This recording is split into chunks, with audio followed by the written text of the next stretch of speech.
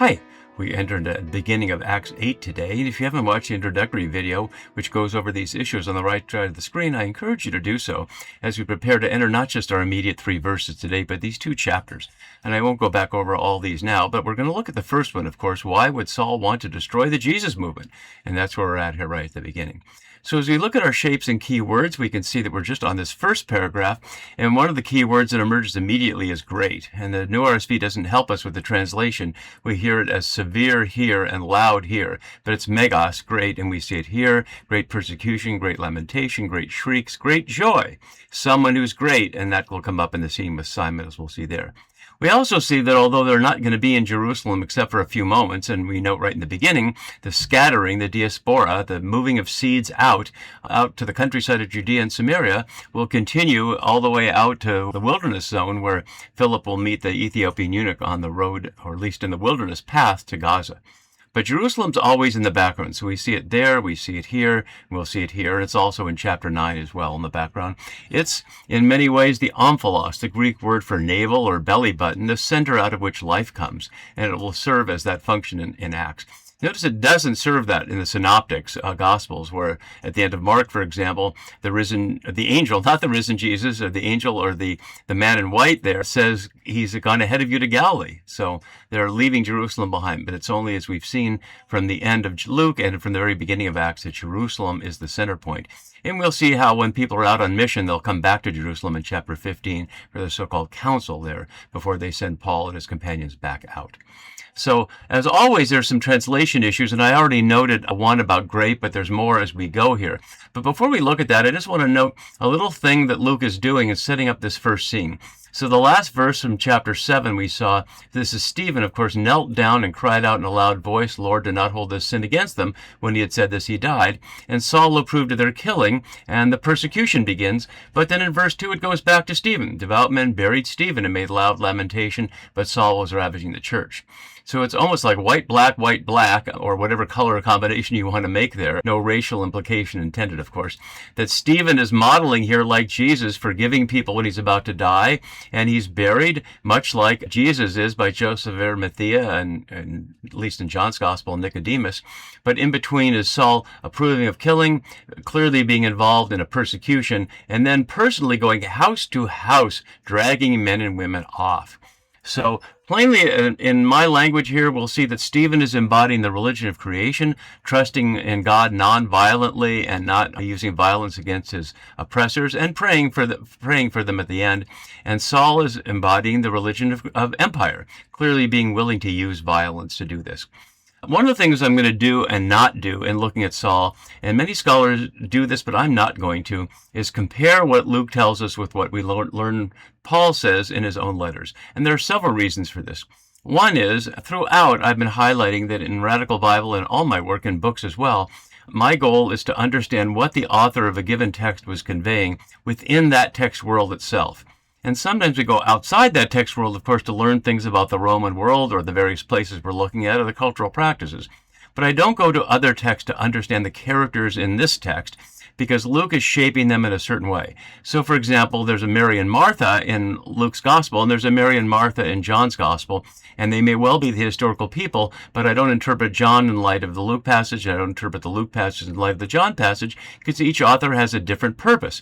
In the same way, in the synoptics, I don't try to blend together Mark, Matthew, and Luke into one composite picture of Jesus that no one actually made, but to help us see each of the separate paintings, if you will, the word painting separately.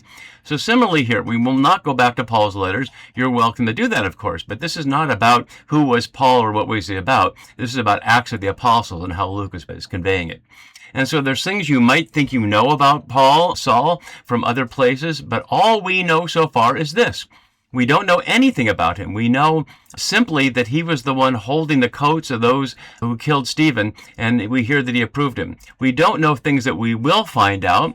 Was he a Pharisee? Is he a Roman citizen?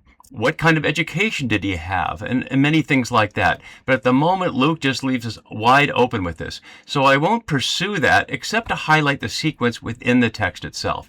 Because one of the obvious elements that we'll see in chapter 9 is the so-called road to Damascus experience. There's no horse, just like there's no apple in the garden in Genesis. That, like both of those things, the apple and the horse come from Renaissance art. But whatever image you might have of Paul's having that light in the sky and hearing the voice saying, "I am Jesus whom you're persecuting," that's one of the greatest moments in biblical history. So we know that's coming. I'm not going to pretend we don't. So what you see on the right side of the screen is a little sequence of Paul's transformation here. And I won't try to interpret it or explain it, but let's just see as we start what's going on. So in our first scene that we'll see today, we see, of course, his approving of the killing and go house to house. We'll come back to that. But then it skips. So it sets this up at the beginning. It's really a nice little literary thing to plant a little seed, if you will, of Saul, and then have a whole Philip story and Peter with Simon practicing magic, and then it goes back to Saul. And of course, this is the experience on the road to Damascus here. And then he has a little 3-day fast, which in my issues to be addressed, I raised the question about how do we interpret that? What do we make out of that 3-day fast? That's farther down here. But that takes place, back over here, the 3-day fast. Then there's a fascinating scene, and it's parallel to one in chapter 10 with Cornelius, the Roman centurion, where a man from outside the immediate situation has a vision that he should go and meet someone else who's waiting for him. So there it's Cornelius and Peter, here it's Ananias and Saul. And it results in Saul being baptized. And again, one of the questions we'll have to look at there is what transformation are we expected to understand happens in Saul being baptized? One, I will say as many times as I need to, it's not he became a Christian. Neither Saul here, or if I can go outside my frame for one moment, Paul in his letters ever once calls himself a Christian, or refers to the disciples or apostles as Christians. So that's just simply anachronistic taken from outside the text. But we do have to understand what is meant by baptism. Then immediately he breaks his fast and he begins to preach Jesus under 2 labels, Son of God and Messiah. And that'll lead us to look at what in the tradition and what in his training, perhaps, that we can learn, not from outside Acts, but from later in Acts, where he confesses before the folks in Jerusalem again that he was trained in Jerusalem under the Rabbi Gamaliel. So we can get some sense of that, Gamaliel being a historical person, of what that might involve. And then immediately a plot arises against him. We see how quickly Luke turns this around. So it starts with Saul approving of the killing of Stephen, and then it'll be the very Hellenists who come, which Stephen is a member of, who plot against Saul. It's first a Judean plot, and there we'll look at the role of Hoi Judai, traditionally translated wrongly, I think, as Jews, but all translated Judeans, and who they are, but also the Hellenists. So the would-be murderer is the subject of 2 different murder plots, and then he disappears from the scene until the end of chapter 11, after the long Cornelius and Peter situation, and Barnabas finds him in Tarsus, who's the one who brought him to Tarsus, or at least sent him there. He's brought down to Caesarea, where he can take a boat to Tarsus. But Barnabas goes all the way back to Tarsus and then brings him to Antioch, which is not too far from Damascus in Syria, but becomes a central meeting point outside of Jerusalem for the followers of Jesus. So that's the sequence that we're going to look at, and we're only going to look at these first 3 verses today to look at them slowly so we can really hear what's being said and what's not being said. So the first thing we hear is Saul approved of their killing, and the translation is a little bit misleading. I left it as it is, but the word here, sunadakan, implies agreement with others. You can see the prefix sun always means with. We sometimes see it in English as sy, and like sympathy, etc. So it's with. So he's agreeing with others of their killing him. So it's not like he's the boss and he just simply makes the decision. They're approving it together. And the word for killing him is unique here in the New Testament. Anaresis here, it's used in Judges as threw away, as Samson throwing the jawbone with which he killed many Philistines. In the book of Judith, it's used as destroy, and in 2 Maccabees as killing. So it certainly has that meaning, at least metaphorically, but it more literally means to lift off or to take away, hence the throwing away the jawbone. So the original audience here is approved of their lifting him up, but it would certainly be understand of killing him. And of course, he died here and he's buried in the very next verse, so there's no question about that. And that very day, and it's really interesting at that time, Walton suggests we phrase that as at that time, as you can see below. He says it denotes a period of time rather than a specific 24-hour period. So not necessarily literally that single day, but at that time. And that makes sense here, because once Stephen is dead and Saul has approved of it, there's a murderous force there. And so it's time for the folks to get out of Dodge, so to speak. The word for severe, as I was noting, is megas, and that's one of the key words that we see here. The word for persecution here is not the obvious word for persecution, different word. This is diogmos, which literally means to pursue. And it's used as persecution because if you're chasing after somebody, we might say hunted him down. It's sometimes translated that way in the Hebrew scriptures, as in the Mark passage, where they're hunting down Jesus. And it's a strong phrase there. Ched Myers deals with that nicely. My note below has, with the quashing of the internal dissent of Gamaliel and the Pharisees that we saw earlier, the elite opposition to the way can break out in full force, and here it now comes. Church is horribly misleading here, and although it's not a wrong translation of ecclesia, the English word church comes out of a German word that was translating ecclesia, which is from the Greek, which in the Hebrew scriptures is quahal, otherwise translated as assembly. And we can see in a passage like Deuteronomy 9:10, even in the English it's translated as assembly, but the Septuagint has ecclesia there. So when we see church, we inevitably hear Christians. And so when I say there are no Christians, you think, what about the church? Which is say why this is a bad translation, because we can't hear the word church apart from a Christian context. But when we hear ecclesia, a word literally meaning to called out, we can hear it as it's used in the Septuagint, which is Luke's go-to source for Scripture, as the assembly of the Israelites there. In the Greek world, it could be any kind of assembly, so it's not a, quote, religious word at all. It's just any kind of assembly of people there, people called out from the general body. In the days of Greek democracy, it meant the folks who were called out of the larger population to make decisions according to the Platonic or Aristotelian understanding of society. Not that those agreed, but they agreed at least on that much. So against the assembly in Jerusalem, and as they leave, as I was noting, it remains in the background. You can see all the places in chapter 9 as well. And all except the apostles were scattered, which leads to the question, why not them? As my note below has, perhaps ironically reminding readers of how quickly these same apostles were to scatter on Good Friday when Jesus was arrested. Perhaps now they're not quite as scared. As Cradle notes, also possibly suggesting that the persecution was limited to the Hellenists, as represented to in response to Stephen, but we don't hear that. As Walton notes, there is no differing theology here, so no reason to believe one group was singled out. Keener adds, Keener discusses various views and problems with each, concluding it was probably the Hellenists who were scattered, but the reason for the apostles staying in Judea remains unclear. One possibility is to show the contrast with their flight at Jesus' arrest. And that may be, but Luke leaves it wide open, so even the scholars who look at these texts in greatest detail aren't 100% clear on what the reason for it is. For all we know, perhaps it's strategic. Perhaps the apostles, who are already the leaders here, are choosing to stay there and protecting all the others by sending them out to the countryside. And we look at the map, we can see here's Jerusalem. Out into the countryside of Samaria is a long way to be going, and who knows where they are. That's far enough to keep them safe from the crowd in Jerusalem, certainly. But note how the text doesn't show any concern for their going to Samaria. Samaria being a place of great opprobrium for the last 600 years, at least from a Judean Jerusalem perspective. And we certainly know, Luke knows that because as Jesus tells the story of the so-called Good Samaritan, which is the surprise that the person who does the good deed is a foreigner, a stranger to the folks in Judea, a Samaritan. So we certainly know that Luke's audience already knows there's a problem with Samaria, and yet in the face of being killed, Samaria is a place they're willing to go. Whether they're associating with other Samaritans, we don't know, but we'll see a scene in Samaria soon enough as we can see it right in the very next scene. And notice they're going into the countryside, which makes sense that they would not be easily found out there. This is not a population area where there's big highways and you can just find people. There'd be many little villages, and these people are not necessarily recognized by face, and they could easily blend into the countryside.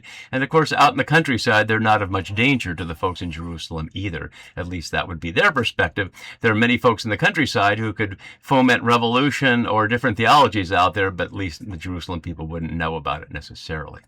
And then it turns back to Stephen. And it's a very interesting thing that this verse is put in between Saul's approving of the killing and the persecution breaking out and the continuation of that, really to remind us of the contrast going on at the same time.